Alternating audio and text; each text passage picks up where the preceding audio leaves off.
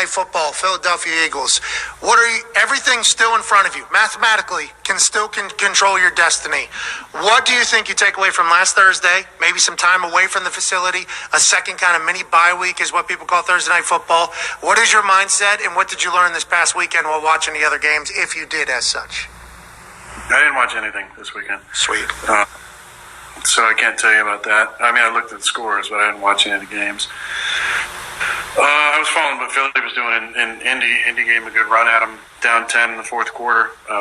So, I mean, the last couple of games, obviously they won the first 8 and looked real dominant, and then Washington put up a good fight to give them their first loss, and then obviously Indy gave them a good fight as well. So, you know, like, it's the NFL. Anybody can beat anybody any week, and there's always upsets that the experts are picking other teams and end up not winning. So, you know, I don't think we go in thinking we got no chance. We go in with confidence and the urgency necessary for a team that's in our position that knows we got to string some wins together to get back in this thing.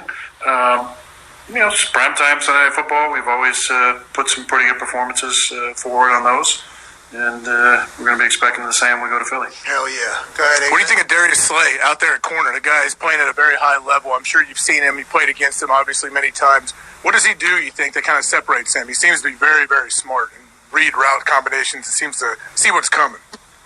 Well, there's never been a drop-off with him. You know, we played him a number of times over the years. There's never been any year you feel great about, oh, I'm going to go after 23. It just doesn't happen. I mean, he's one of the elite corners in the league, and when you're playing defense that has good pass rush and you can have vision to the football the entire time, you're going to necessarily, more times than not, you're going to have opportunities in the football. And then when you combine that with excellent ball skills that Darius has, you're going to, you know, probably fall into some picks. And then, you know, when you have the ability to read routes like he does and get in and out of his break, you know, you're going to be obviously around the football a lot more. So I think it's, you know, in Detroit for a long time without, you know, maybe the consistency over the years of that pass rush.